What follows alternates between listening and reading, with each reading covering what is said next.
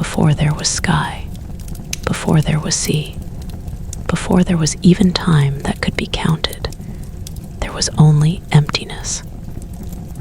The ancient Greeks called this emptiness chaos. It was not chaos like noise or destruction. It was a vast, silent nothing, stretching endlessly in every direction. No light, no darkness, no up or down, just a deep, endless gap where everything waited to be born. From this emptiness, something stirred. Out of chaos came the first beings, not shaped like humans, not speaking with voices, but powerful forces that felt more than they thought. First was Gaia, the earth. She was solid, wide, and patient. She became the ground beneath all future life, the foundation of everything that would ever stand, walk, or grow.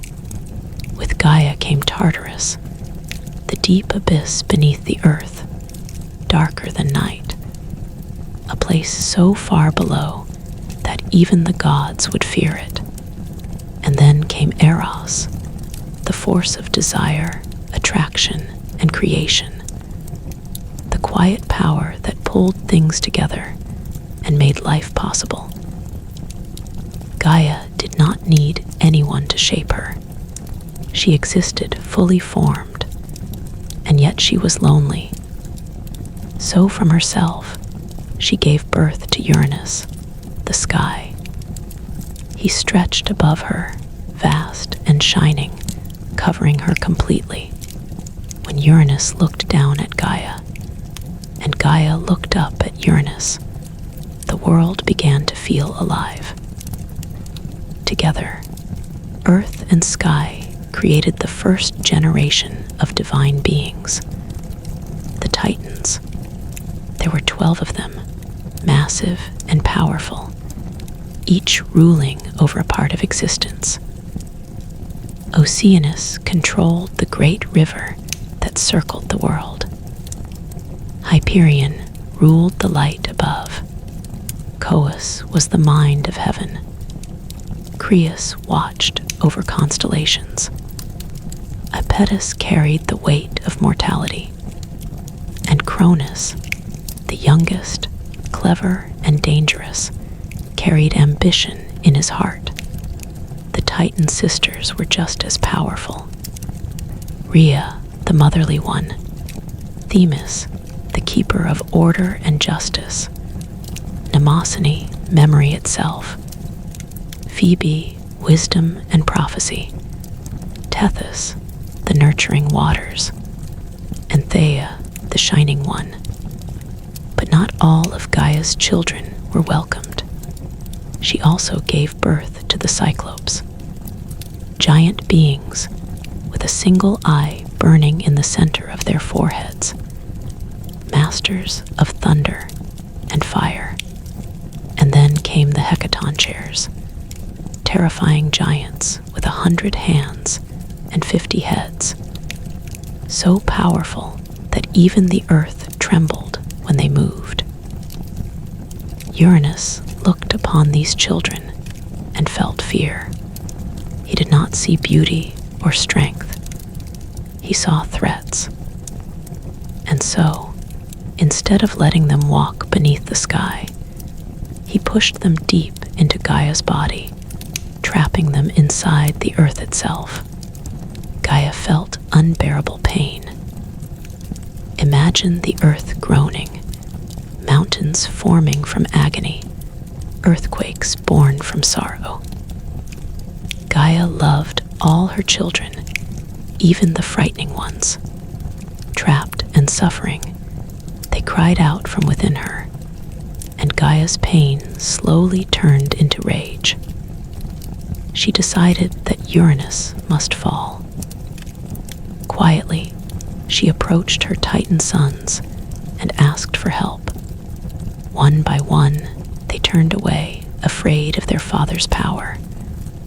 All except Cronus. Cronus listened. Cronus understood. And Cronus agreed. Gaia shaped a great sickle from flint, sharp enough to cut through the sky itself. When night came, and Uranus descended to lie with Gaia, Cronus emerged from hiding. With one swift, brutal act, he struck his father down, severing Uranus from the world forever. The sky screamed. Blood fell upon the earth, and from it were born new beings. The Furies, spirits of vengeance, the giants, born for war, and the Melii, nymphs of the ash trees. And from the sea foam where Uranus's body fell, something else would later rise, something beautiful and terrible at once. Cronus became the ruler of the cosmos. The Titans now ruled the universe, and Cronus sat on the throne, taking his sister Rhea as his queen. At first, his reign seemed peaceful. Uranus was gone. The sky no longer crushed the earth. The Titans were free. But peace did not last. Uranus, dying and defeated, had spoken a prophecy. One day, Cronus would be overthrown by his own son, just as he had overthrown his father. The words echoed endlessly in Cronus's mind. He tried to ignore them, but fear grew like a shadow inside his heart. When Rhea began to give birth, Cronus made a terrible choice. Each time a child was born, he took the baby from Rhea and swallowed it whole. Hestia, Demeter, Hera, Hades, Poseidon. One by one, the children vanished into the darkness of Cronus's body, alive but imprisoned. Rhea wept. The Titans looked away. The world felt colder. By the time Rhea was expecting her sixth child, her sorrow had turned into quiet determination. She could not lose another. She went to Gaia, the ancient earth, and begged for help. Gaia listened, just as she always had, and together they formed a plan that would change the fate of gods and mortals forever. When the child was born, Rhea wrapped a stone in cloth and gave it to Cronus instead. Without looking, without questioning, he swallowed it, believing the prophecy defeated. But the real child was hidden away, far from Cronus's reach, on a quiet island where the sound of crying would never reach the sky. That child's name was Zeus, and as he grew in secret, fed by divine milk, and guarded by ancient beings, the balance of power slowly began to shift. Far above, Cronus sat uneasy on his throne, unaware that the end of his reign was already breathing. And in the shadows of the world, a storm was beginning to form, one that would soon shake the heavens themselves and drag the gods into a war unlike anything that had ever existed. That storm begins with the rise of Zeus and his quiet path toward destiny, waiting just beyond the next chapter. Zeus grew far from the eyes of Cronus, hidden on the island of Crete, where the land rose sharply from the sea, and caves cut deep into the mountains like secret chambers of fate. There, among stone and shadow, the future king of the gods learned how to breathe without being heard. Rhea had left him in the care of Gaia and the ancient spirits of the land. divine goat named Amalthea fed him her milk, rich with power and warmth. From it, Zeus grew strong far faster than any mortal child ever could. His cries were drowned out by the clash of shields, as the Curetes, armored dancers, stomped and clashed their weapons outside the cave whenever the baby cried. The sound echoed into the sky, masking his presence so Cronus would never suspect the truth. As Zeus grew, he did not grow gentle. There was something sharp in him, something watchful. He listened more than he spoke. He learned the ways of the earth and sky, the rhythm of storms, the language of wind through stone.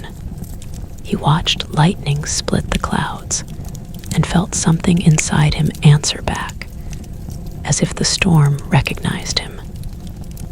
Years passed. Cronus still ruled the universe, but his rule was heavy and uneasy. He trusted no one fully. Every sound felt like a threat. Every shadow carried the memory of prophecy. He believed he had swallowed fate itself, but fear does not die so easily.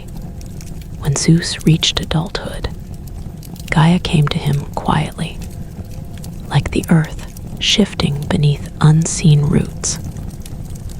She spoke of his brothers and sisters trapped alive inside Cronus. She spoke of injustice, of balance broken, and she spoke of destiny, not as a command, but as a door waiting to be opened. Zeus listened, but he did not rush into war. He understood something important. Brute strength alone would not defeat a Titan king. Cronus had ruled for ages. He was cautious, experienced, and cruel when threatened. Zeus needed patience, and he needed a way inside. Disguised as a simple servant, Zeus returned to the world of the Titans. He approached Cronus's palace, a place built of stone and sky, where time itself felt slower. No one recognized him. To them, he was just another figure moving quietly through the halls of power. Zeus offered his service, and Cronus accepted. There is a special blindness that comes with arrogance. Cronus believed himself unbeatable. He believed the prophecy already solved, and so he allowed the seed of his downfall to stand right beside him. Day by day, Zeus studied his father. He learned his habits, his moods, his weaknesses. He saw how Cronus ruled not with wisdom, but with fear. The Titans obeyed, but they did not love him. And beneath the surface, resentment slept like buried fire. At the right moment, Zeus acted. With the help of Gaia and Medes, a Titaness of wisdom and cunning, Zeus prepared a potion. When Cronus drank it, the world held its breath. The potion burned through him like memory, returning all at once. First came the stone. Then came the gods. Hestia, Demeter, Hera, Hades, and Poseidon emerged from Cronus's body, fully grown, untouched by time, their eyes burning with confusion and fury. The prophecy had not been destroyed. It had only been delayed. Cronus roared, the sound shaking the heavens. Betrayal cut deeper than any blade. The Titans gathered. Lines were drawn not with words, but with with silence. Zeus stood before his father, no longer hiding. Lightning cracked above him, responding to his presence like an old friend finally reunited. For the first time, Cronus truly saw him, and he understood. The universe itself seemed to lean forward as father and son faced each other, the old order staring into the eyes of the new. There was no peace left to be negotiated, no compromise to be made.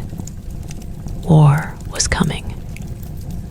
Zeus freed the Cyclopes and the Hecatoncheires from Tartarus, breaking the chains that had held them since the beginning of time. In gratitude, the Cyclopes forged weapons of unimaginable power. To Zeus, they gave thunder and lightning. To Poseidon, a trident that could shatter the sea. To Hades, a helm that granted invisibility. The battle that followed would last 10 years. The Titans, led by Cronus, fought from Mount Othrys. The younger gods, now called the Olympians, fought from Mount Olympus. Earth shook. Seas boiled. The sky split open again and again as thunder clashed with ancient stone. The Hecatoncheires hurled mountains like pebbles. Lightning tore through Titan ranks. The sun vanished behind clouds of ash and fire. Mortals did not yet exist, but the world itself suffered, reshaped by divine violence. At last, Zeus struck the final blow. Cronus fell. The Titans were defeated, bound, and cast into Tartarus, guarded forever by the Hecatoncheires. The old world ended, not with silence, but with echoes that would never fully fade. Zeus did not celebrate. He stood among ruins and understood the weight of what he had done.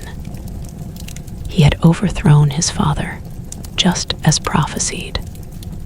The cycle had repeated, and now the burden of power rested on him. The universe needed order. Zeus and his brothers divided the realms. Poseidon took the sea. Hades took the underworld. Zeus claimed the sky. The earth remained shared ground, watched over by all. Above the clouds, a new age began. But even as Olympus rose, even as the gods took their thrones, something darker lingered beneath the victory. Power had changed hands, but desire, jealousy, and fear still lived in divine hearts. And soon, those flaws would give birth to gods who loved too much, punished too harshly, and shaped the fate of mortals in ways no one could yet imagine. Because ruling the universe was only the beginning. With the Titans defeated and bound in the depths of Tartarus, the world entered a strange and uneasy calm. The sky no longer shook with war, and the seas settled into steady rhythms. Above the clouds, Mount Olympus rose into glory, its peaks hidden by mist, its halls shining with eternal light. This became the home of the new gods, the Olympians, rulers of a universe still learning how to breathe after violence. Zeus sat at the highest point, not on a throne of gold, but on authority itself. Lightning rested in his hand like a living thing. He was powerful, yes, but power alone did not make him king. Zeus ruled because the other gods accepted him, because they had fought beside him, and because they believed he could keep the fragile peace from breaking apart again. At least, for now, Hera, his sister and wife, stood beside him, queen of the gods. She was regal, sharp-eyed, and proud. Hera believed deeply in order, loyalty, and sacred bonds. Marriage to her was not just love, but law. Yet even in these early days, cracks formed beneath the surface. Zeus's gaze often wandered. His attention drifted toward the world below, toward beauty, curiosity, and desire. Hera noticed everything. She always did. Poseidon ruled the seas, and he ruled them fiercely. The oceans were not calm places under his command. They were wild, emotional, capable of great generosity and sudden destruction. Poseidon's trident struck fear into both gods and future mortals. He felt slighted at times, believing the sky should not outrank the sea. And though he called Zeus brother, rivalry lived quietly between them. Hades ruled the underworld, a realm misunderstood even by the gods. He was not cruel by nature, but distant and unyielding. Death was his responsibility, and he carried it without joy. The underworld was not a place of punishment alone, but of order, where souls went because they must. Hades rarely left his domain, and when he did, the air itself grew cold. Demeter watched over the earth's fertility, the growing of crops, the turning of seasons. Life bloomed under her care. Hestia tended the sacred fire, the hearth, the center of home and peace. She asked for little and was respected by all. Athena, born later in a way no god would ever forget, had not yet taken her place. The family of Olympus was still forming, but the world below remained empty. Mortals had not yet arrived, and the gods ruled over land, sea, and sky with no one to worship them, no prayers rising from the earth. And so, in time, humans were created. Fragile, curious beings made of earth and breath. Some stories say Prometheus shaped them from clay. Others say Zeus allowed them into existence as an experiment. Either way, humanity was small and weak compared to the gods. And that is exactly what made them interesting. Prometheus, a titan who had sided with Zeus during the war, watched humans struggle. They shivered in the cold, feared the dark, and were hunted by beasts. He saw something familiar in them, defiance mixed with hope. Against Zeus's command, Prometheus stole fire from Olympus and gave it to humanity. Fire changed everything. With fire came warmth, tools, cooking, protection, and progress. Humans grew smarter, stronger, more confident. And Zeus noticed. Fury followed swiftly. Zeus punished Prometheus by chaining him to a mountain, where an eagle would eat his liver every day, only for it to grow back each night. It was a message to gods and mortals alike. Gifts taken without permission came at a terrible cost. But even as Zeus punished rebellion, He continued to watch humanity closely. He descended to the mortal world in countless forms, drawn by curiosity, desire, and the thrill of influence.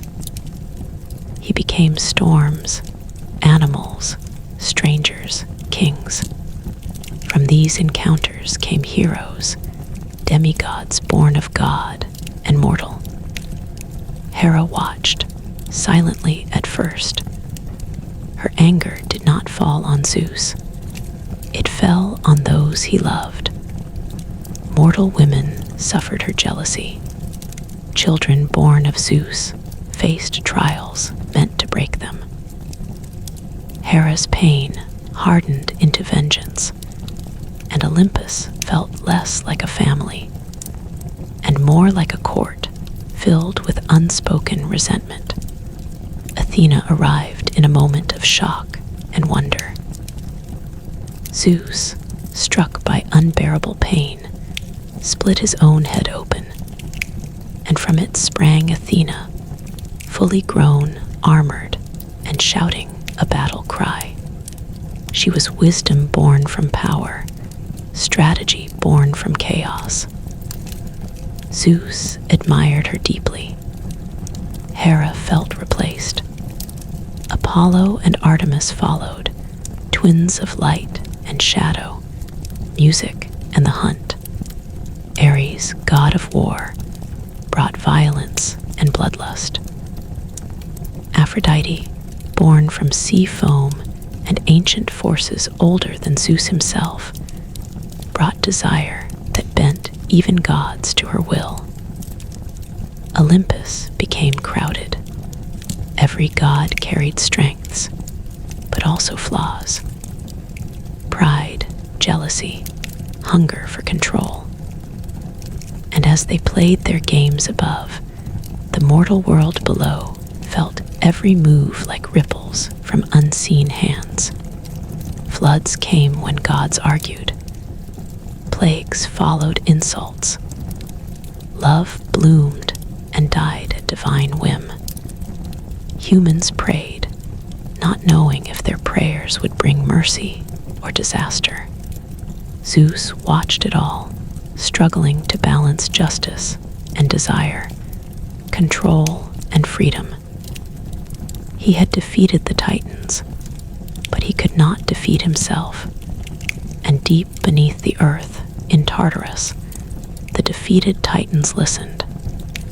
They waited, because power never disappears. It only sleeps. And as the Olympians shaped the world, the seeds of future chaos were already growing, leading toward stories of love stolen, wars sparked by pride, and punishments that would echo for generations to come. As the Olympian gods settled into their reign, the world below them began to feel their presence more clearly. Mountains rose where gods walked. Rivers bent where divine hands touched the land. The earth was no longer quiet. It listened. It reacted. And mortals, still new and unsure, slowly learned that their lives were shaped by beings they could never fully understand. Zeus ruled from above, but ruling did not mean peace. The gods were powerful, immortal, and endlessly emotional. They loved deeply. They hated fiercely. And when their emotions clashed, the mortal world paid the price. Hera's anger grew slowly, like a storm forming far beyond the horizon. Each time Zeus descended to the mortal world, each time another child was born from his many affairs, her resentment sharpened. She did not scream. She did not strike openly at Zeus. Instead, she waited. And when the moment came, her punishment was precise and cruel. One of Zeus's lovers, a mortal woman named Io was transformed into a white cow to hide her from Hera's wrath.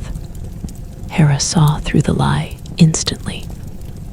She claimed the cow as her own and set a monstrous guardian, Argus, to watch her day and night. Argus had 100 eyes, and only a few ever slept at once. There was no escape. Zeus sent Hermes to solve the problem.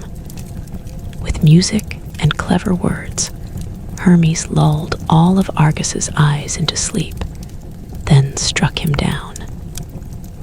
Io fled, but Hera was not finished. She sent a stinging fly to chase Io across the world.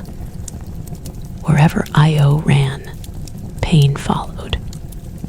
Her suffering etched itself into the land, shaping rivers and coastlines as she fled. Hera's anger was not loud. It was endless. A similar fate awaited Zeus's mortal children. Heracles, born to become the greatest hero of them all, was hunted from birth by Hera's hatred. Even as an infant, serpents were sent to kill him in his cradle. He crushed them with his bare hands, but this was only the beginning. His life would be a chain of trials, pain, and glory, all shaped by divine jealousy. Meanwhile, Poseidon stirred trouble of his own. The sea god felt constrained by Zeus's rule. He ruled vast oceans, commanded storms and earthquakes, yet still bowed to the king of the sky. At times, his resentment spilled into action. Cities were flooded, ships vanished, entire coastlines shattered when Poseidon struck the earth with his trident. One such conflict arose over the city that would later be called Athens. Poseidon and Athena both desired it. Poseidon struck the ground, producing a saltwater spring, powerful but useless for drinking.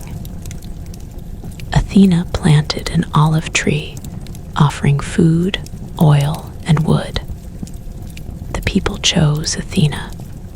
Poseidon's anger shook the land, but Zeus upheld the decision. From that moment, rivalry between gods became deeply tied to the fate of cities and nations. Not all conflicts were loud.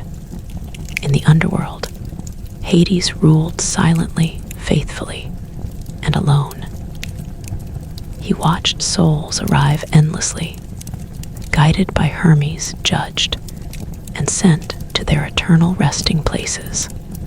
The underworld was orderly, but it was empty of warmth.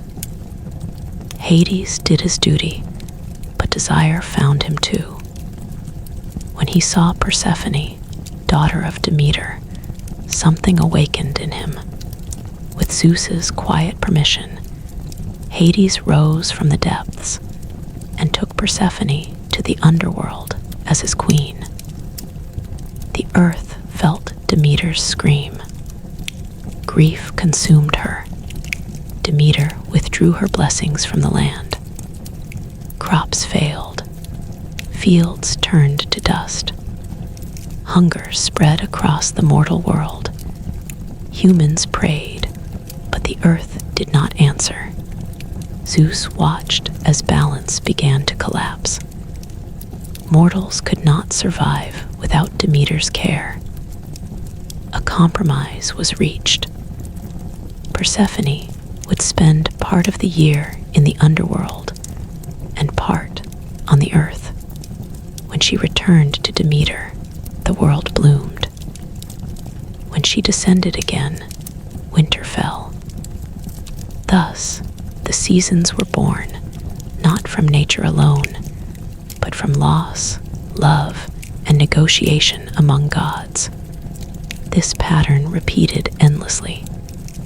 Gods made choices. Mortals suffered or thrived as a result. And through it all, stories began to spread. Tales of divine punishment and divine favor, of humans who dared to challenge gods, and those who were lifted above others by a single moment of attention. Some mortals were too proud. King Lycaon tested Zeus by serving him human flesh. Zeus burned his palace to ash and turned Lycaon into a wolf. Arachne boasted she was a better weaver than Athena. When she proved her skill, Athena punished her pride, turning her into the first spider doomed to weave forever.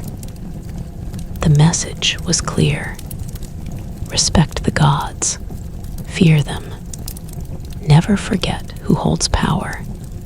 Yet even the gods were not free from consequences. Ares, god of war, reveled in bloodshed, but earned little respect. Athena, goddess of strategy, was feared and admired. Apollo punished those who mocked him with plagues. Artemis defended her honor with deadly precision. Aphrodite bent hearts to her will, causing love that destroyed kingdoms and peace that dissolved into obsession. Olympus became a place of constant tension. Feasts were held. Laughter echoed through golden halls. But beneath every smile was memory. Memory of the Titans. Memory of betrayal. Memory of prophecy. Zeus often stood alone at the edge of the sky, watching the mortal world below. He had wanted order. He had wanted balance. Yet chaos returned again and again, wearing new faces. And deep in the shadows of both earth and underworld, ancient forces still breathed. Old grudges waited patiently. New heroes were being born, unaware that their lives would soon be shaped by gods who treated fate like a game. Because the age of quiet creation was ending, the age of heroes, monsters, and legendary wars was about to begin. As generations passed, the world grew louder with human voices. Cities rose from bare earth. Ships crossed the seas. Songs and prayers drifted upward, carried by smoke and hope. The gods listened, sometimes with interest, sometimes with amusement, and sometimes with dangerous attention. This was the age when heroes began to walk the earth. They were not gods, but they were not fully human either. Many were born from unions between gods and mortals, carrying divine strength wrapped in fragile flesh. Others were favored by the gods, shaped by blessings or curses that pushed them beyond ordinary limits. Their lives were never simple. Greatness, for them, always came with pain. Heracles was the greatest among them. Born of Zeus and the mortal woman Alcmene, Heracles possessed strength unmatched by any human. But Hera's hatred followed him like a shadow. In a moment of madness sent by her, Heracles killed his own wife and children. When the fog of rage lifted, he was broken by guilt. Seeking redemption, he offered himself into servitude. Thus began the 12 labors. He fought the Nemean lion, whose skin could not be pierced, and strangled it with his bare hands. He slew the many-headed Hydra, burning each neck to stop it from growing back. He captured wild beasts, cleaned impossible stables in a single day, and descended into the underworld itself to bring back Cerberus, the three-headed guardian of the dead. Each labor tested more than strength. They tested endurance, humility, and the will to keep moving forward when the gods themselves seemed determined to break him. Other heroes rose as well. Perseus, aided by Athena and Hermes, faced Medusa, whose gaze turned men to stone. He used reflection instead of force, proving that cleverness could defeat terror. From Medusa's blood sprang Pegasus, a reminder that even horror could give birth to beauty. Theseus challenged the Minotaur, a monster trapped in a maze built by human pride and divine punishment. With Ariadne's thread, he found his way back, proving that survival often depended on trust rather than strength alone. And then there was the sea. The gods watched ships carefully. Poseidon ruled the waves, and sailors learned to pray before every journey. One man, however, would test the patience of every god who watched him. Odysseus was not the strongest, nor the fastest. He was clever, dangerous in a quiet way. During the Trojan War, he devised the wooden horse that ended the conflict. But victory angered the gods, and his journey home became a punishment that lasted 10 long years. Poseidon shattered his ships. Monsters stalked him. Sirens sang him toward death. Each step forward came at a terrible cost. Odysseus lost his men one by one, learning that survival often meant sacrifice. Through him, the gods reminded humanity that intelligence could save, but pride could still destroy. Above all this, Zeus watched. He allowed heroes to rise, but he also allowed them to fall. He understood that mortals needed stories. They needed figures to admire, to fear, to learn from. Heroes became bridges between gods and humans, showing what happened when divine power touched mortal lives. But not all heroes were blessed. Some were cursed from the start. Oedipus tried to escape fate and ran directly into it. Achilles was given near immortality, but his single weakness became legend. Orpheus dared to challenge death itself for love, only to lose everything by looking back too soon. These stories spread across the world, shaping how humans understood the gods. Olympus was no longer distant. It was personal, intimate, dangerous, and the gods noticed something unsettling. Humans were beginning to remember them not just with fear, but with judgment. They questioned divine cruelty. They whispered about injustice. They told stories where gods were flawed, jealous, and cruel, where power did not always mean wisdom. This did not sit well with Olympus. Zeus felt the shift. Respect was turning into scrutiny, worship into expectation. The gods were immortal, but their reputation was not. And among them, one god in particular began to resent humanity's growing confidence. Ares craved war. Apollo demanded admiration. Hera demanded obedience.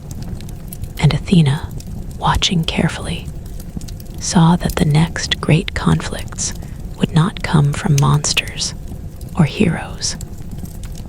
They would come from humans themselves, because mortals were learning too much. And when humans grow too bold, the gods have a way of reminding them who still controls the sky, the sea, and the fate of every living soul. As humans grew in number and confidence, the relationship between gods and mortals began to change in subtle but dangerous ways. Prayers still rose from temples, sacrifices still burned on altars, but something had shifted. Humans were no longer simply surviving. They were building, thinking, questioning, and that made the gods uneasy. The Olympians had always demanded respect, but now they demanded something more: recognition of their absolute power. Zeus felt this pressure most of all. As king of the gods, every failure, every insult, every act of human defiance felt personal. He had allowed fire, knowledge, and heroes to exist, and now mortals were using those gifts to stand taller than ever before. In Zeus's mind, balance had been disturbed. Whispers spread across Olympus. Some gods argued that humans needed guidance. Others believed they needed punishment. Hera saw humanity as a constant reminder of Zeus's betrayals. Ares saw potential soldiers. Athena saw thinkers and builders. Poseidon saw cities daring to live near his seas. Then came the great test. Humans grew corrupt in Zeus's eyes. Kings broke sacred laws. Guests were murdered under protected roofs. Oaths were shattered without fear. Zeus looked down upon the world and saw disorder spreading like rot. So he decided to cleanse it. Rain began to fall. At first, it was gentle. Then it did not stop. Rivers overflowed. Fields vanished beneath rising water. Mountains became islands. Humans ran, screamed, prayed, but the sky did not answer. This was the Great Flood. Only 2 humans were spared, Deucalion and Hera. Warned in advance, they built a vessel and survived as the world drowned around them. When the waters finally receded, the land was empty, silent, broken. Zeus watched carefully. He had destroyed almost all of humanity, yet the world felt too quiet, too still. Something was missing.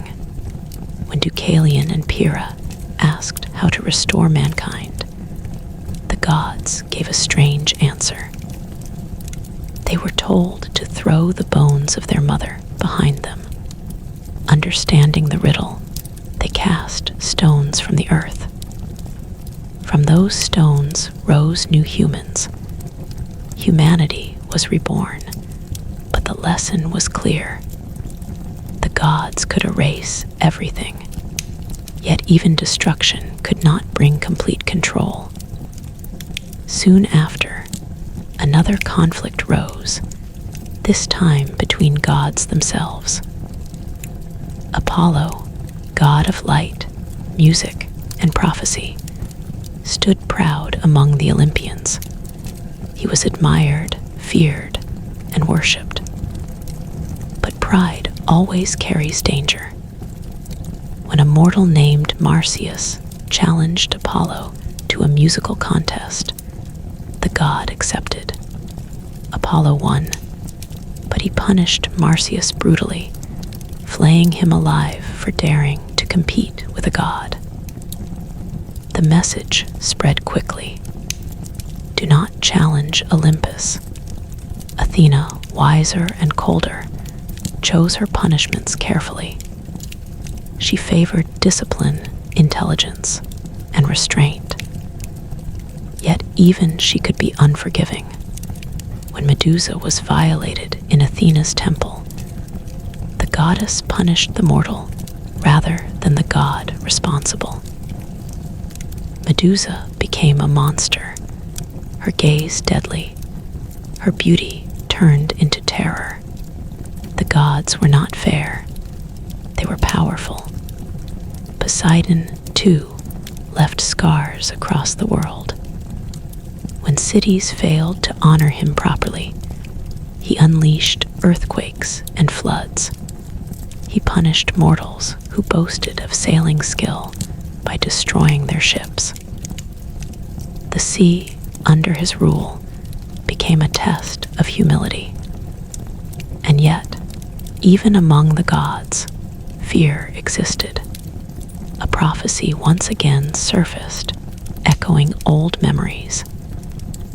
It was said that a son of Zeus would one day overthrow him. The words struck deep. Zeus remembered his father.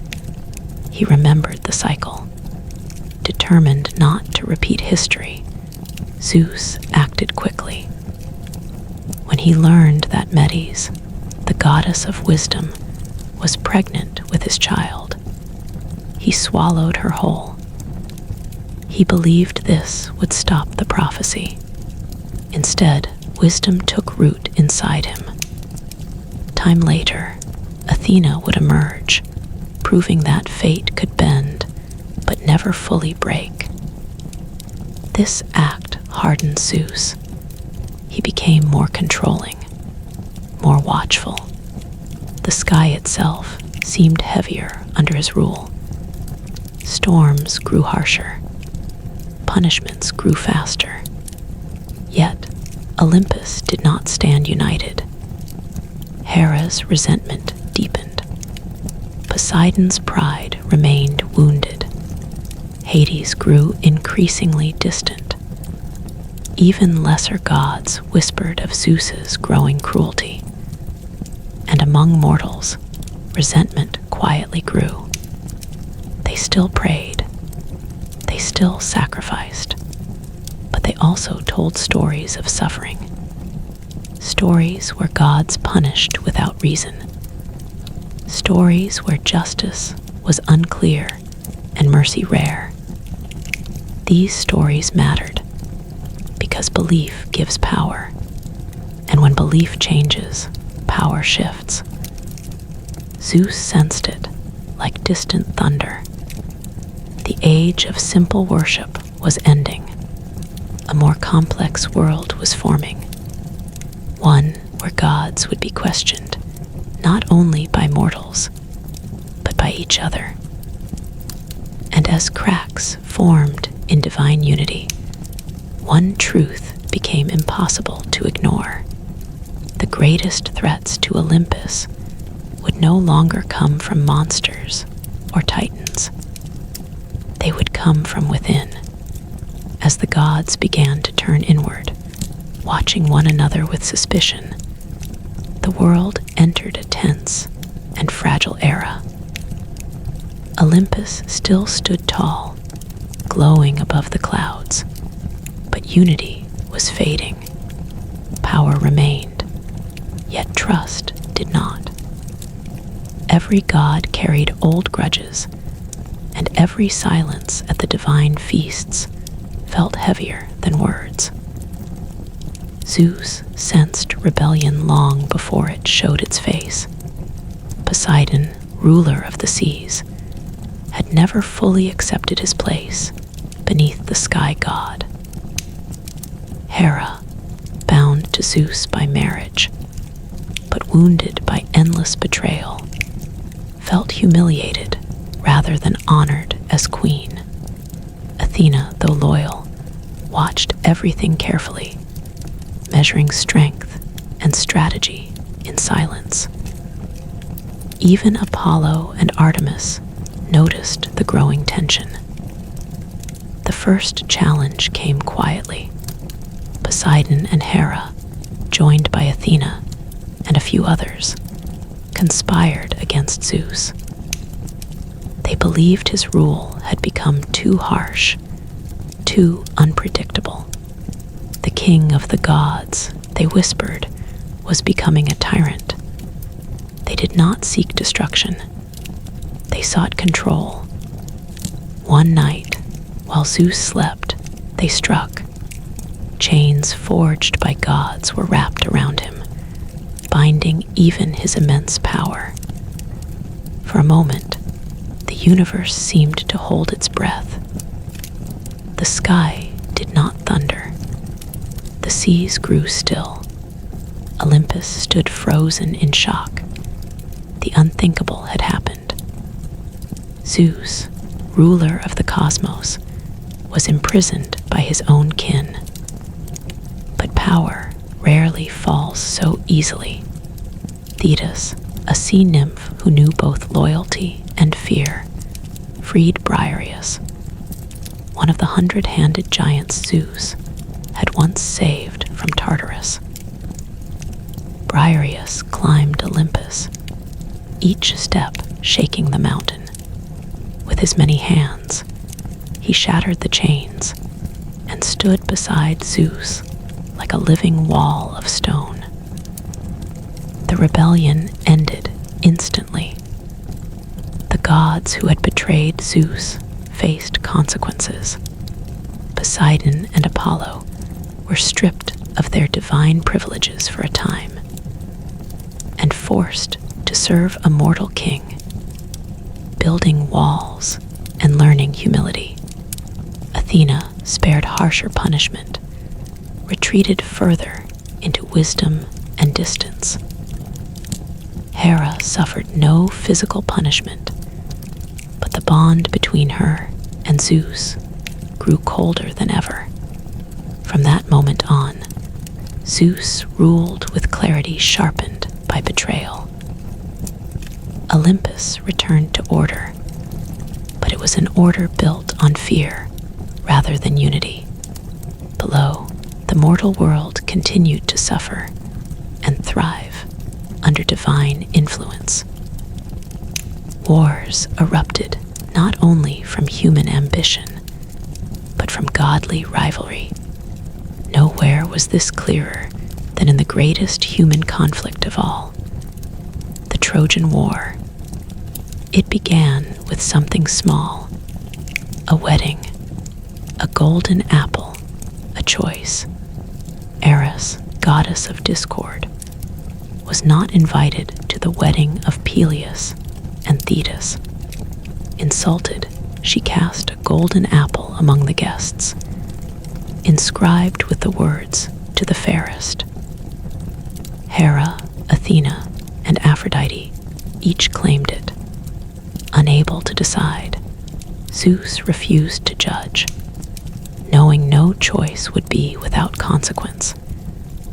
Instead, the decision was given to a mortal prince named Paris. Each goddess offered a bribe. Hera promised power. Athena promised wisdom and victory. Aphrodite promised love, the most beautiful woman in the world. Paris chose Aphrodite. That woman was Helen. Her abduction ignited a war that would last 10 years. Gods chose sides. Athena and Hera supported the Greeks. Aphrodite protected Troy. Ares charged into battle with bloodlust. Apollo sent plagues. Poseidon shattered ships. Zeus watched from above, allowing fate to unfold. Heroes rose and fell. Achilles burned with rage. Hector stood with honor. Patroclus died. Troy burned, the war revealed the gods' true nature. They did not fight for justice. They fought for pride. Mortals died by the thousands, while gods argued like children over insults and favors. The battlefield became a stage for divine ego, and humanity paid the price. When Troy finally fell, the gods did not celebrate together. They retreated to Olympus, each carrying grudges sharpened by blood. And Zeus, watching the ashes rise, felt something unfamiliar. Doubt. Had he truly created order, or only replaced one kind of chaos with another? Even victory could not quiet the growing sense that the gods were losing control of the world they ruled. And as heroes faded into legend, and cities rebuilt from ruin, a quieter question echoed through temples and minds alike. If the gods were so flawed, so jealous, so cruel, why should they be trusted at all? After the fires of Troy burned out and the echoes of war faded into memory, the world entered a quieter age, not peaceful, but slower. The gods returned to Olympus carrying scars no one could see. They had interfered too much. They had taken sides, and in doing so, they had revealed themselves. Mortals remembered. Songs were sung not only of heroes, but of divine cruelty, of gods who argued while cities burned, of prayers ignored, of punishments that felt unjust. Worship continued, but it was no longer blind. Fear remained, but reverence had weakened. Zeus noticed the change. Temples still stood, but the devotion felt thinner, like smoke that vanished too quickly. Mortals still offered sacrifices, but many did so out of habit rather than belief. Some began to trust their own strength more than divine favor. Others whispered that fate ruled all things, not gods. This disturbed Olympus deeply. For gods, belief was not just respect, it was power. Athena understood this before the others. She watched humans grow skilled in reason, law, and strategy. Cities built courts. Kings answered to councils. Decisions were debated, not decreed. Humans were learning order without divine command. Apollo felt it too. His oracles spoke in riddles, but fewer came seeking answers. When prophecies were ignored, his voice felt weaker. Artemis retreated further into the wild, distancing herself from human affairs. Ares raged. War still came, but now it was driven by human ambition more than divine manipulation. Kings fought for land, not omens. Soldiers marched without praying first. This insulted the god of war deeply. Without worship, battle felt empty to him. Hera, however, felt something else. Vindication. She had always seen mortals as dangerous distractions. Now they were proving her right. Their independence threatened the divine order. She urged Zeus to act, to remind the world who ruled above the clouds. Zeus hesitated. He had ruled through force before. Floods, storms, punishment. But each act of destruction seemed to create distance rather than obedience. humanity survived everything thrown at it, rebuilt, adapted, learned. For the first time, Zeus felt uncertainty not as fear, but as exhaustion. Meanwhile, beneath the earth, something ancient stirred. In Tartarus, the Titans remained bound, but time has a way of weakening even divine chains. Their hatred did not fade. It sharpened. They listened to the whispers of mortals questioning Olympus. They felt the cracks forming above. They knew this pattern. The old order always falls when belief fades. Gaia, the ancient earth, felt it too. She had watched Uranus fall. She had watched Cronus fall. Now Zeus ruled. But balance, she knew, was never permanent. She did not hate Zeus. She simply waited. On Olympus, smaller gods and spirits grew restless. Nymphs faded as forests fell. River gods weakened as cities diverted water. Even nature was being reshaped by human hands. This was new. The gods had shaped the world for mortals. Now mortals were shaping it for themselves. Zeus called a gathering. The Olympians assembled, their voices echoing through marble halls. Arguments rose quickly. Ares demanded war. Poseidon demanded reverence. Hera demanded punishment. Athena warned against it. Apollo spoke of cycles. Hades remained silent, as always.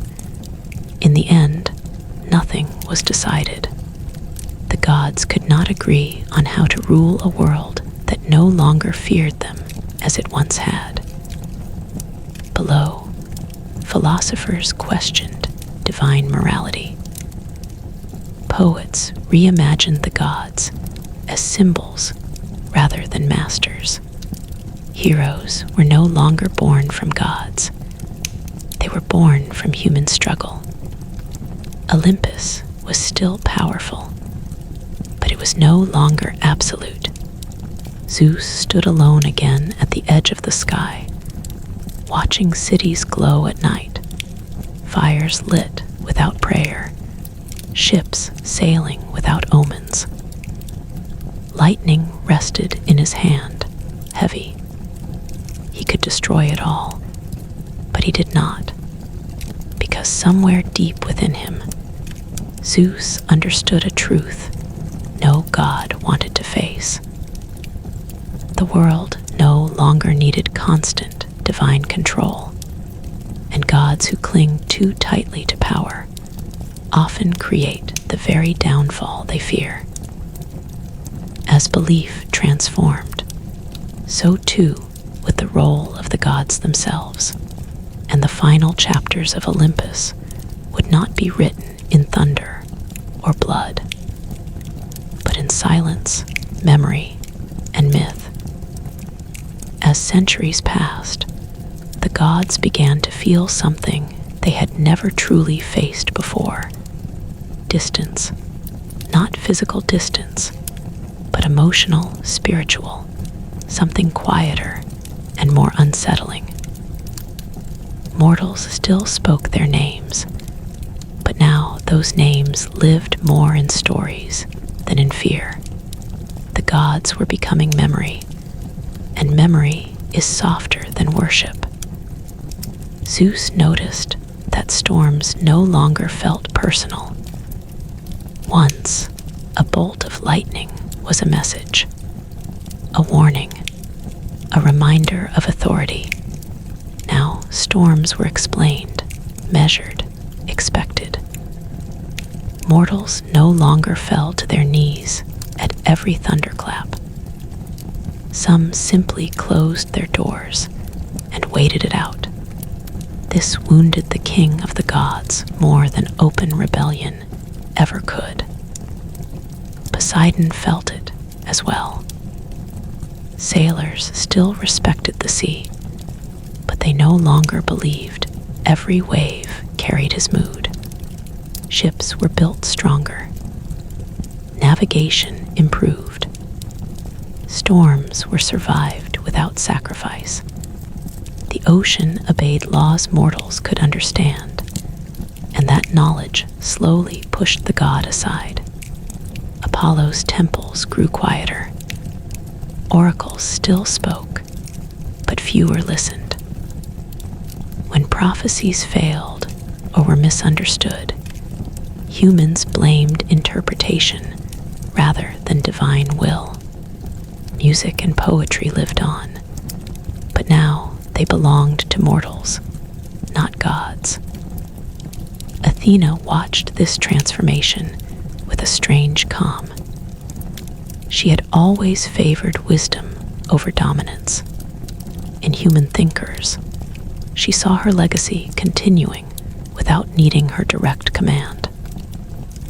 Strategy, logic, justice, and learning thrived. In a way, Athena was not fading. She was becoming part of humanity itself. Ares, however, felt nothing but rage. War continued, but it was no longer sacred. Battles were fought for land, resources, ideology. Soldiers did not pray to him before charging forward. Violence existed without reverence. To Ares, this was humiliation. He roared into Olympus, demanding punishment, demanding blood. Zeus denied him. The king of the gods had grown tired of endless destruction. He had seen where it led. Troy had taught him that victory meant nothing when belief was hollow. Hera, too, felt change in ways she did not expect. Marriage, once sacred under her watch, evolved. Humans questioned roles, bonds, and authority. Loyalty became a personal choice rather than a divine command.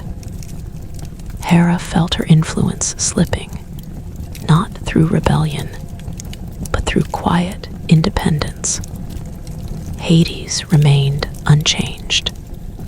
The dead still came, no matter how advanced humanity became. No matter how confident they grew, death remained absolute. Souls still crossed into his realm. His power did not depend on belief. It depended on inevitability. In this, Hades stood apart from the others, untouched by fading worship. And deep beneath everything, Gaia continued to feel the slow turning of time. She did not mourn the gods' fading presence. She had seen it all before. Powers rise, powers fall. What mattered was balance, not rulers. As Olympus grew quieter, myths began to replace miracles. Stories of Zeus were told by firelight. Children learned of Athena through lessons, not visions. Heroes became legends rather than divine tools. The gods were no longer active hands shaping fate, but symbols explaining it. This was the final transformation, not death, but abstraction.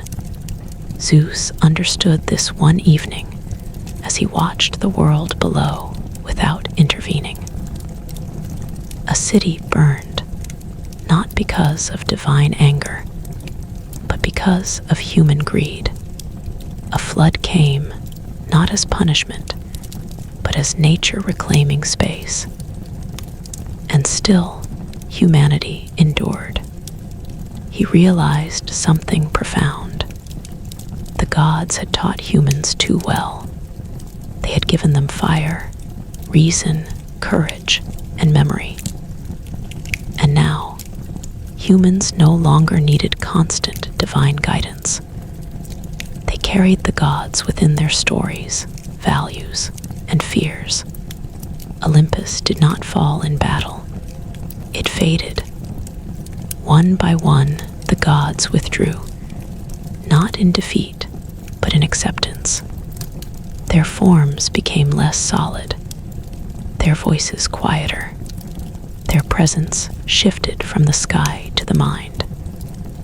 Zeus remained the longest. He was the last to let go. When he finally stepped back from the edge of the heavens, lightning dimmed, not gone, but distant. The sky did not belong to a king anymore. It belonged to the world. And with that silent retreat, the age of gods ended not with thunder, but with memory. Yet memory is powerful. Because as long as humans tell stories, the gods are never truly gone.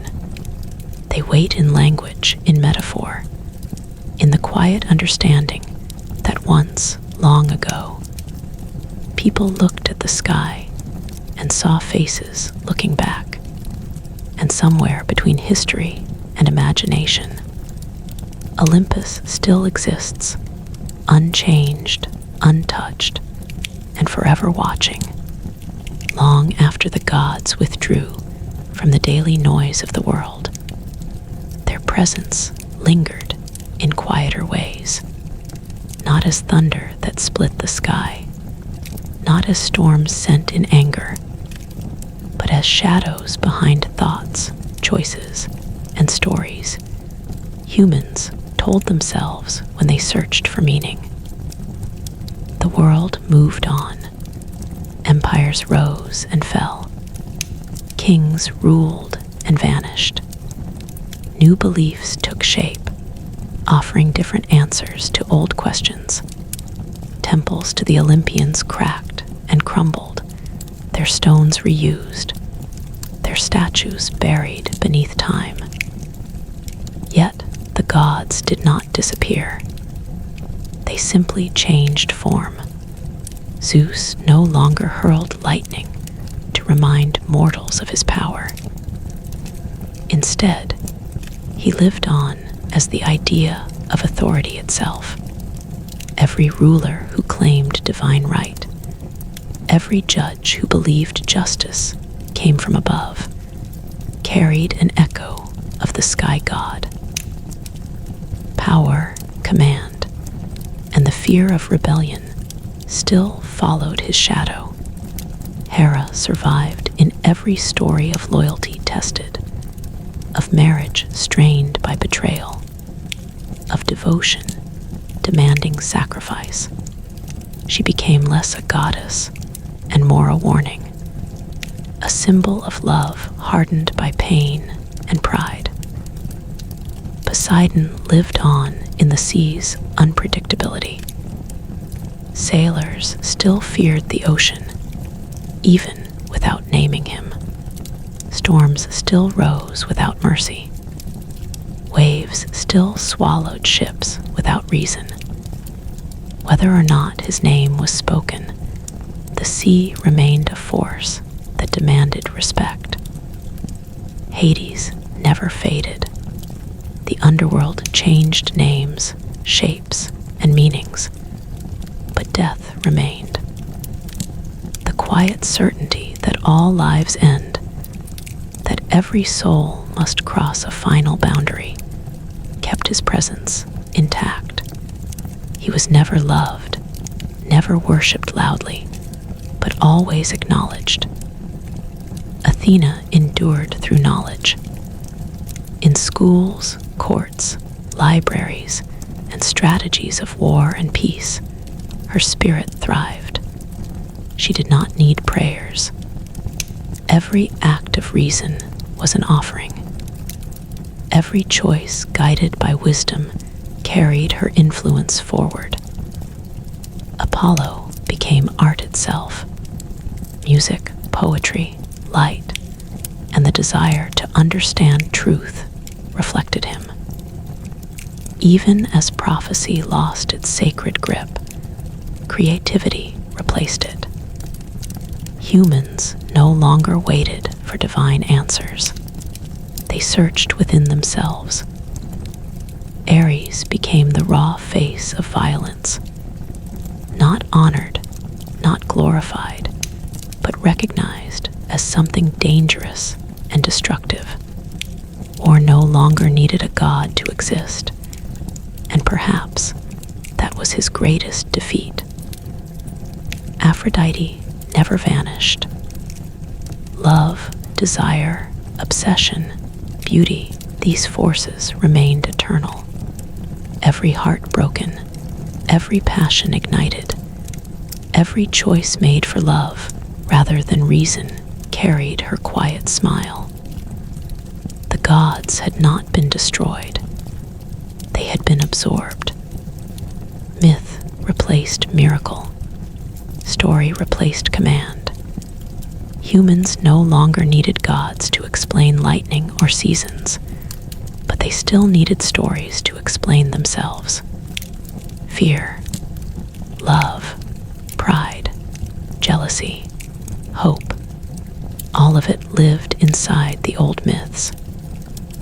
And so, the Greek gods became mirrors. They reflected humanity's strengths and flaws more clearly than any law or doctrine ever could. They showed what happens when power lacks restraint, when love becomes possession, when pride refuses humility, when wisdom battles force. Zeus, watching from beyond time, understood this better than anyone. His greatest legacy was not the sky. It was the lesson that even gods are shaped by fear, that absolute power creates its own enemies, that control can never fully erase chaos, and that fate, no matter how fiercely it is fought, always finds a way. In the end, the gods did not fail humanity. They prepared it to stand alone.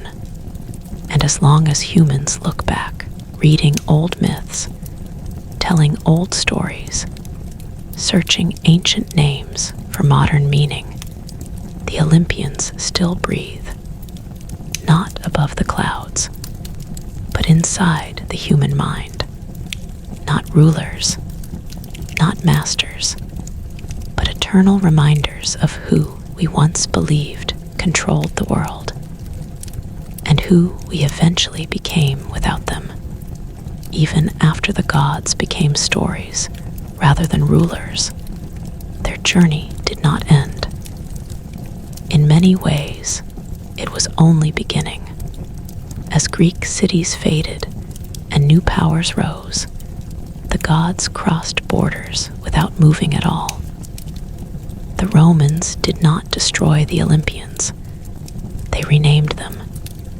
Zeus became Jupiter. Hera became Juno. Poseidon became Neptune. Athena became Minerva. The names changed, but the personalities remained. Pride still thundered. Wisdom still watched. War still burned. This alone revealed something important. The gods were no longer tied to one land. They were ideas. Rome used the gods differently than Greece had. Where Greeks told stories to question power, Romans used gods to reinforce it. Jupiter was not just king of gods. He was a symbol of the state, of law, of empire. Divine authority became political authority. The gods, once flawed characters in cautionary tales, became tools of order. But even this could not last forever. As centuries passed, belief systems shifted again. New religions rose, offering single gods, clear moral laws, and promises beyond this life. Compared to them, the Olympians felt chaotic, emotional, too human. Temples closed. Sacrifices ended. Statues were broken or buried. From the outside, it looked like the final death of the Greek gods. But something strange happened. They survived where belief did not. Philosophers began using them as symbols. Zeus became unchecked authority. Athena became reason. Apollo became balance. Dionysus, god of madness and wine, became chaos, freedom, and loss of control. The gods were no longer worshipped. They were analyzed. Psychologists later found them again. Human minds, they realized, carried patterns. Archetypes: the strict father, the jealous partner, the wise guide, the reckless warrior. These patterns had existed long before modern language, and the Greeks had given them faces. The gods were not beings in the sky. They were reflections of the human soul. Writers rediscovered them next. Poets, playwrights, novelists. They returned to the myths not to praise the gods, but to explore tragedy, desire, guilt, and fate. Zeus appeared not as a god, but as a warning. Hera as unresolved pain. Hades as inevitability. Athena as clarity in chaos. Even today, their names remain everywhere. Planets, brands, books, movies, schools, sports teams, companies. Words like Titanic, narcissism, Herculean, and Odyssey are fragments of divine memory woven into daily language. People speak the names without realizing they are invoking gods older than recorded history. This is how myths truly survive, not through temples, but through meaning. And perhaps this was always their destiny. The Greek gods were never meant to be perfect. They lied, cheated, loved recklessly, punished unfairly. They made the same mistakes humans make, only on a cosmic scale. That was their power. That was their danger. They did not teach humanity how to obey. They taught humanity how to reflect. Every myth carried a question. What happens when power goes unchecked? What happens when pride refuses humility? What happens when love turns into possession? What happens when fate is challenged? There were no simple answers, only stories. Zeus never became wise in the way humans expect wisdom. He ruled, learned, failed, and adapted. He did not save the world.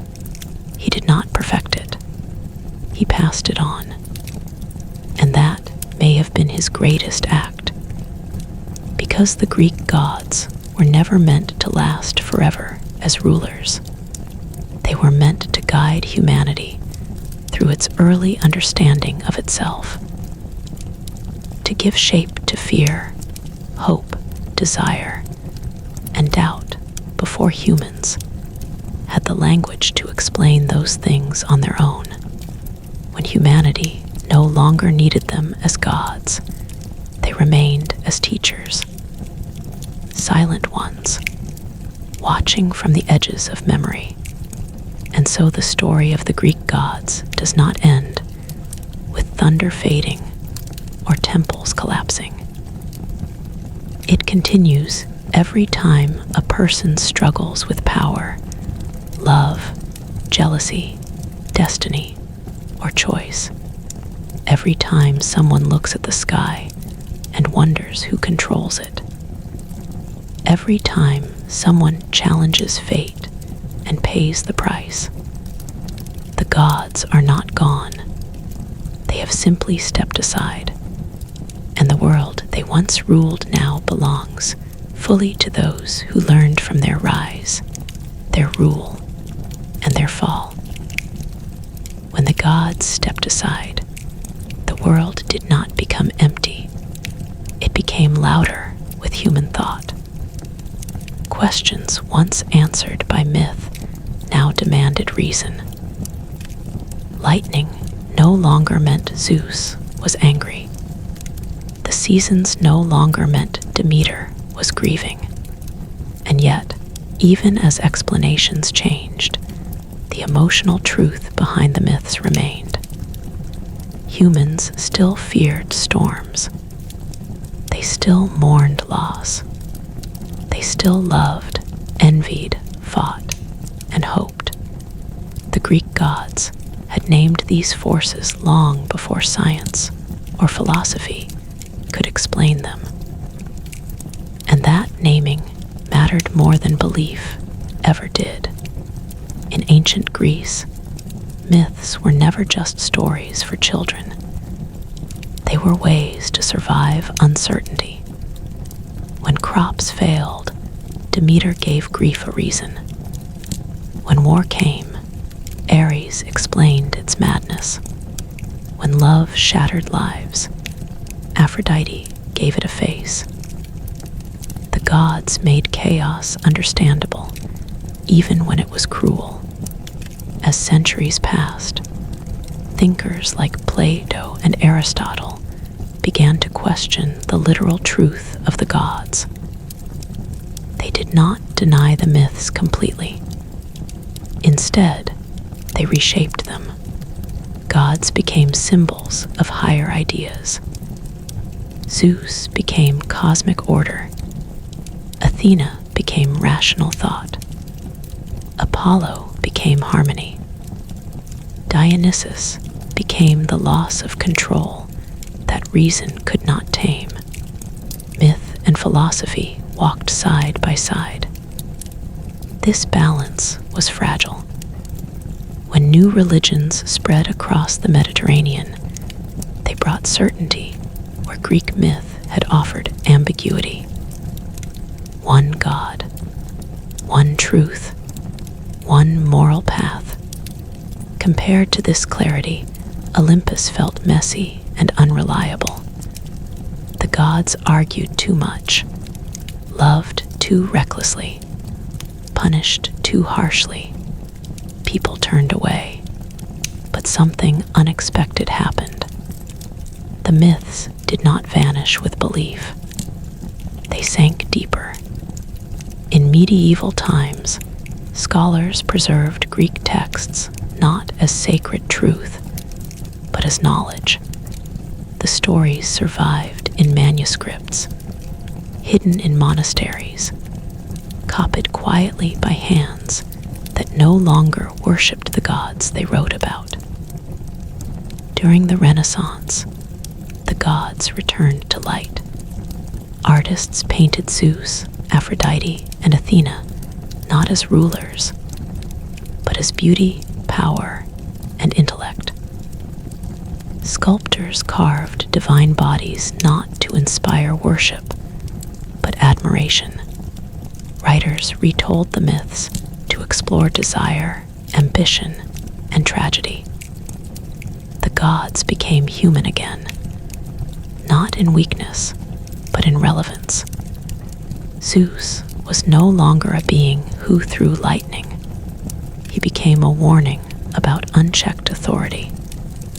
Hera became the cost of betrayal.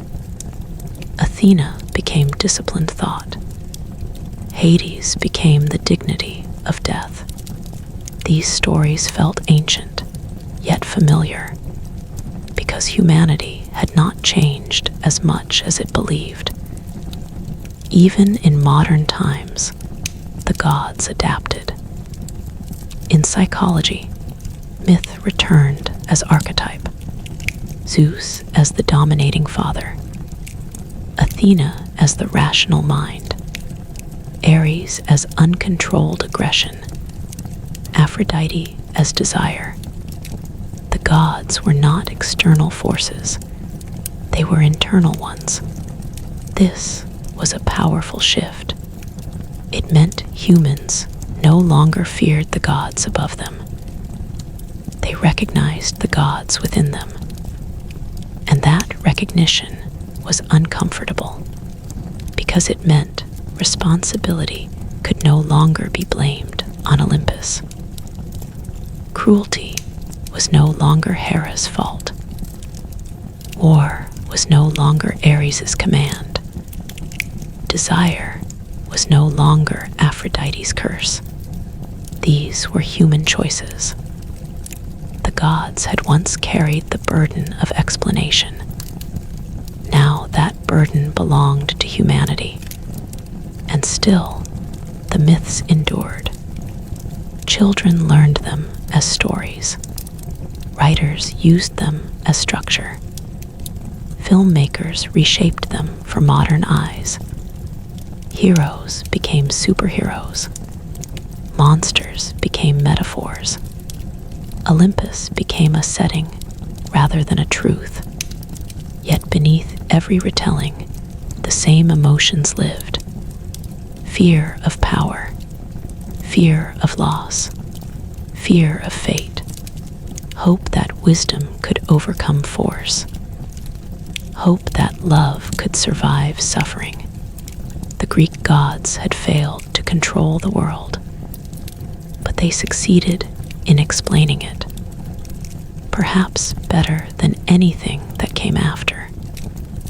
Zeus never solved the problem of power. He only demonstrated it. Athena never eliminated war. She only showed strategy. Apollo never erased suffering. He gave it meaning through art. Even Hades, silent and feared, taught acceptance of the inevitable. These were not answers.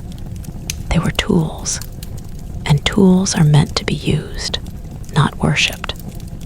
As the modern world rushed forward, believing itself free from myth, the old gods watched quietly from the edges of culture. Every time a leader abused power, Zeus appeared again. Every time jealousy destroyed love, Hera returned. Every time reason clashed with chaos, Athena and Dionysus stood opposite each other. The gods never asked to return. They did not need to. They were already here, not as rulers of the sky, but as patterns that repeat in every generation. Patterns humans still struggle to escape. And maybe that is the final truth the Greek gods left behind. That no matter how advanced humanity becomes, it still carries the same ancient struggles. The names change, the stories evolve, but the gods, in their quiet, symbolic way, never truly leave. They wait, in every choice, in every conflict, in every moment where power, desire, fear, and wisdom collide once more. By now, the world of gods and humans had grown old together. The Olympians were still powerful, still immortal, still shining on Mount Olympus. But something had changed. They were no longer new forces shaping a wild universe. They were traditions, stories passed from parent to child, names spoken in prayers, songs sung by poets.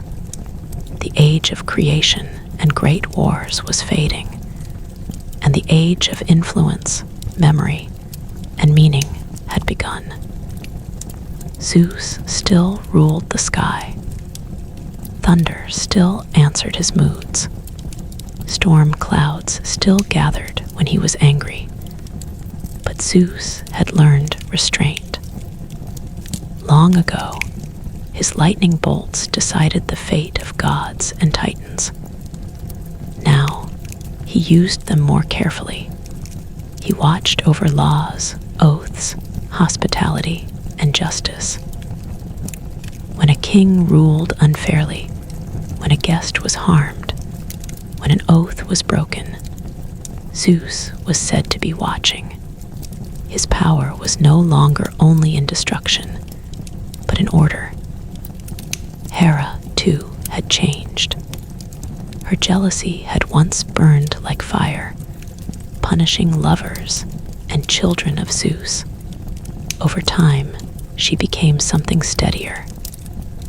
She was the protector of marriage, of family bonds, of queens and women in power.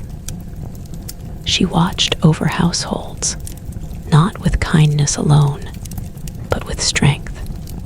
Hera understood endurance. She had suffered, and she had survived.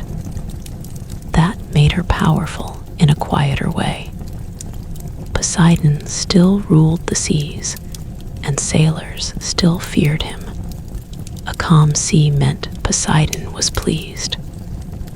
A storm meant anger or neglect. But even Poseidon, wild and unpredictable, came to understand balance. He could destroy ships, yes, but he could also guide them safely to shore. Fishermen prayed to him not just for mercy, but for abundance. In his depths lived both terror and life. Athena became one of the most beloved gods among humans. Cities admired her wisdom. Soldiers respected her strategy. Craftsmen honored her skill. She represented the idea that intelligence could be stronger than brute force. Athens became her city, named in her honor. And there she was worshipped not as a distant goddess, but as a guiding presence. In temples and schools, Athena stood for reason, planning, and thoughtful action. Apollo and Artemis continued to walk between worlds. Apollo inspired music, poetry, healing, and prophecy. His temple at Delphi became one of the most important places in the ancient world. People traveled from far lands to hear the oracle speak. But Apollo's prophecies were never simple. They were riddles, layered with meaning, reminding humans that knowledge without wisdom could still lead to disaster. Artemis remained untouched by civilization. She was still the goddess of wild places, of animals, of the moonlight shining through forests. She protected young girls and punished those who harmed the innocent. To Artemis, the natural world mattered more than cities or crowns. She reminded humans that not everything existed to be controlled. Ares never became beloved, but he remained necessary. War never disappeared from the world, and neither did Ares. But over time, he was seen less as a hero and more as a warning. His chaos showed what happened when violence ruled without reason. Athena's victories over him were lessons. Strategy over rage, wisdom over bloodlust. Aphrodite's power never faded. Love, desire, beauty, these were eternal forces. Kings still fell for her influence. Wars still began because of her gifts. But poets began to write about love's cost as much as its pleasure. Aphrodite became a symbol not just of passion, but of vulnerability. To love was to risk pain. Hephaestus continued to work in his forge, shaping the tools of gods and heroes. He was respected more as time passed. His story of struggle and skill resonated with ordinary people. He showed that greatness did not require perfection. Fire burned under his hammer, steady and patient, just like him. Hermes remained everywhere and nowhere. He guided souls to the underworld. He protected travelers. He carried messages between gods and mortals. He also remained a trickster, reminding everyone that the world was unpredictable. Hermes represented movement, change, and cleverness. Where other gods stood still, Hermes moved, and beneath them all was Hades, steady and unchanging. The underworld did not fade with time. Death remained a certainty. But Hades was not cruel. He ruled fairly. He did not seek worship or praise. He simply maintained balance. Souls came, were judged, and found their place. Hades showed that endings were not evil, they were necessary. As centuries passed, heroes became memories. Temples rose and fell. New cities were built on old ruins. Yet, the gods remained alive in stories. Parents told their children about Zeus's thunder, Athena's wisdom, and Persephone's return from the underworld. These myths explained the world, why storms came, why seasons changed, why love hurt, why death mattered. But something else was happening quietly. Humans were changing. They began to ask new questions. Not just who controlled the world, but why. Philosophers spoke of reason, nature, and logic. They still honored the gods, but they also searched for understanding beyond myth. The gods watched this with curiosity. Some gods welcomed it. Athena admired thoughtful minds. Apollo respected truth. Others felt uneasy. When humans stopped fearing blindly, power shifted. The gods were no longer the only way to explain existence. Still, the Olympians did not vanish. They adapted. They became symbols as much as beings. Zeus became the idea of justice. Athena became wisdom. Aphrodite became love itself. They lived in art, drama, sculpture, and memory.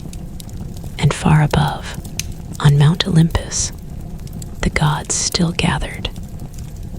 They argued, laughed, remembered old battles, old lovers, old victories.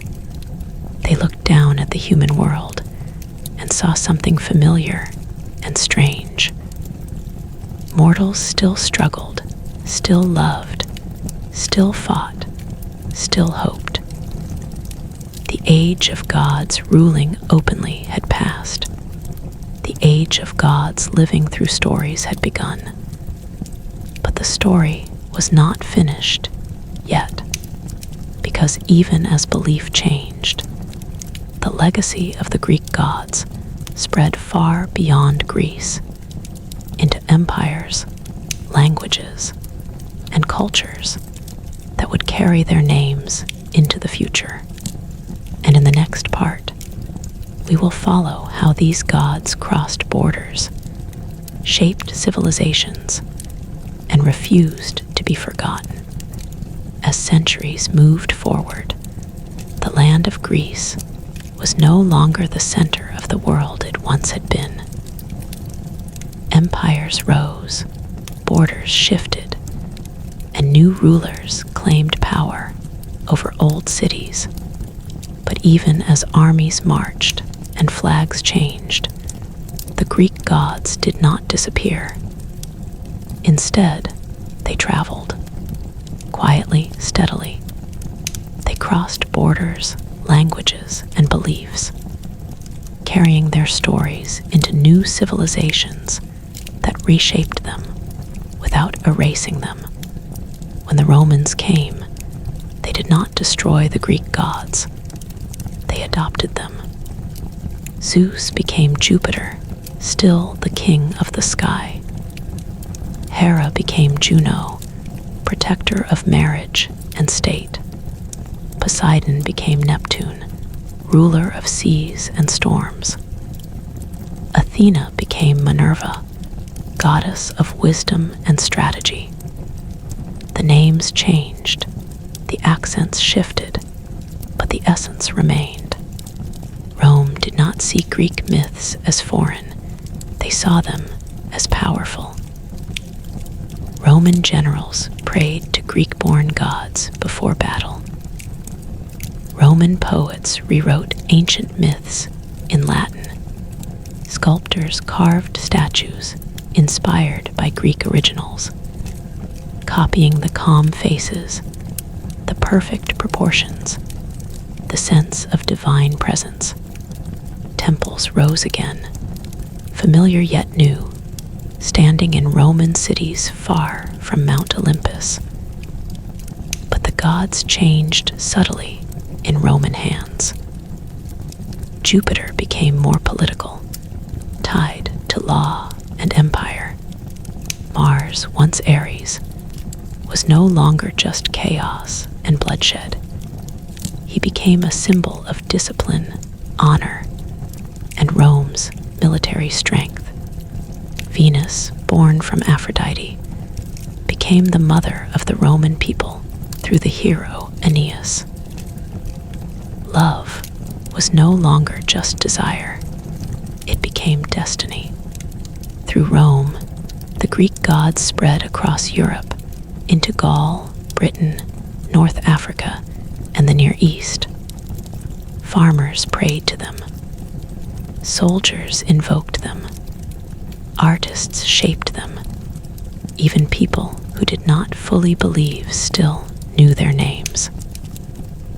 The gods became part of everyday life, woven into calendars, festivals, and public rituals. Yet time continued to move, and belief began to shift again. New religions rose, bringing new answers to old questions. Faith turned inward. Gods became one, not many. Slowly, temples closed. Statues fell or were buried. Public sacrifices ended. The old gods were no longer worshipped as living rulers of the world, but they did not die. They survived in stories. Poets kept them alive.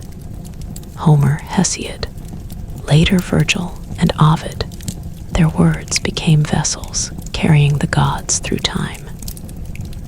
Even when belief faded, imagination did not. People still read about Zeus's thunder, Athena's wisdom, Hades' dark realm. These myths were no longer prayers, but lessons, metaphors, reflections of human nature. In the Middle Ages, the gods lived quietly in books, studied by scholars, whispered about by thinkers who saw in them symbols rather than deities. Zeus became power. Hera became jealousy. Aphrodite became temptation. Athena became reason. The gods were no longer feared, but understood. Then came the Renaissance. Artists and thinkers looked back to ancient Greece with wonder. They saw beauty, balance, and humanity in the old myths. Painters brought the gods back to life on canvas. Sculptors carved marble bodies that echoed ancient forms. Writers retold the myths not as religion, but as art. The Greek gods returned not as rulers of the world, but as mirrors of the human soul. Apollo appeared in poems about creativity, Artemis in stories of independence and freedom, Athena in philosophies of logic and learning, Hades in reflections on death and meaning. Even Medusa, once a monster, became a symbol of injustice and transformation. The gods adapted again. In modern times, they moved into books, films, games, and classrooms. Children learned their names in school. Writers used them as characters. Movies gave them new faces. Even science borrowed their names, planets, constellations, missions to space all carried echoes of Olympus. Zeus still ruled the sky, now as a metaphor. Athena guided minds, now as an idea. Hermes still traveled, now through language, communication, and trade. The gods became immortal in a new way through culture. And perhaps this was their greatest victory. They no longer needed temples or sacrifices. They lived wherever stories were told, wherever humans tried to understand love, power, fear, justice, or death. The Greek gods were there, waiting in the background. They had shaped how humans explained the world. They had given form to emotions that had no shape. They had turned chaos into story. And even now, when someone hears thunder and thinks of Zeus, or looks at the moon and remembers Artemis, the connection remains. The gods never truly left. They changed. And as we move into the final part of this long journey, we will reflect on why the Greek gods still matter.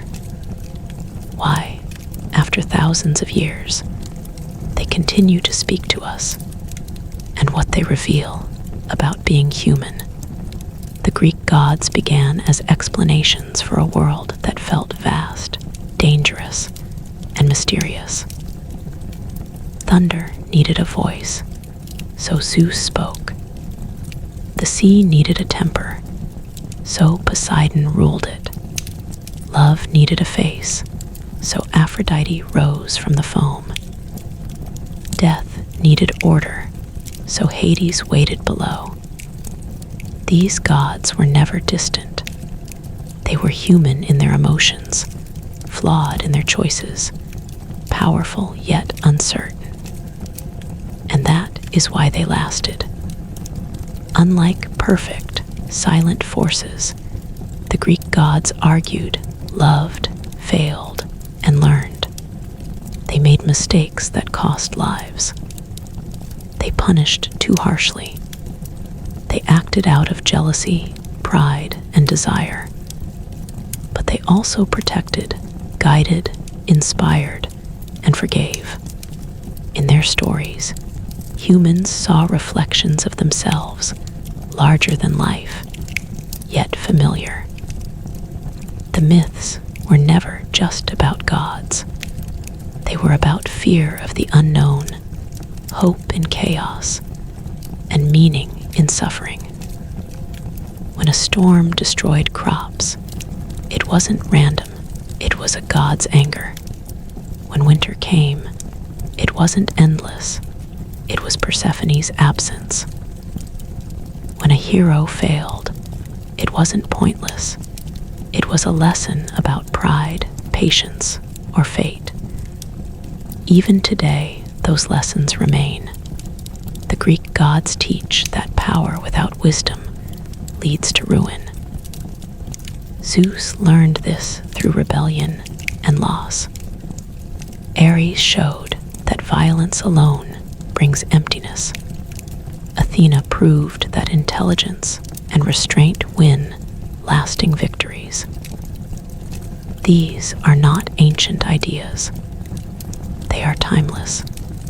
They also teach that love is powerful, dangerous, and necessary. Aphrodite caused wars and heartbreak, but without her, the world would be cold and empty.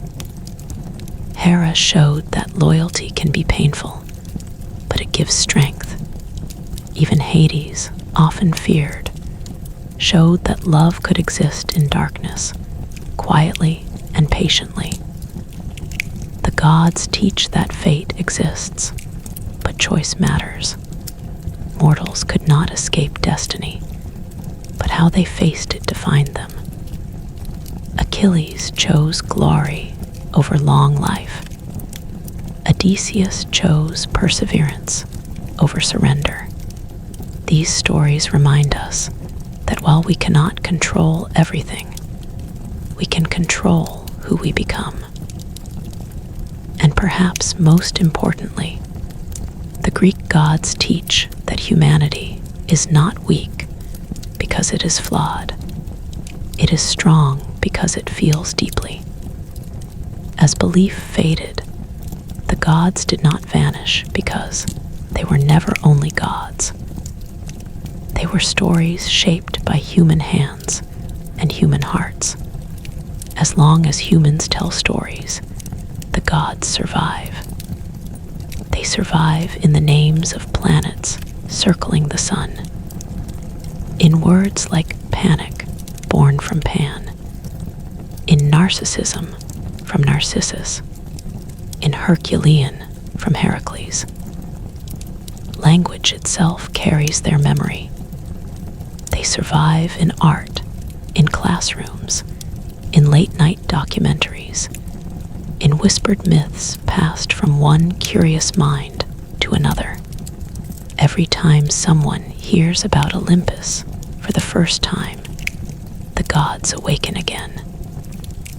The Greek gods no longer demand worship. They ask only to be remembered. They remind us that the world is full of wonder, danger, beauty, and contradiction. That life is not simple, and neither are we. That stories help us survive what logic alone cannot explain. High above the clouds, Mount Olympus no longer needs to exist as a place. It exists as an idea, a space where imagination meets meaning, where human questions become divine stories, and somewhere between thunder and silence, moonlight and shadow, wisdom and chaos, the Greek gods remain watching, waiting, alive in the stories we choose to tell. And so the long journey ends, not with silence, but with memory.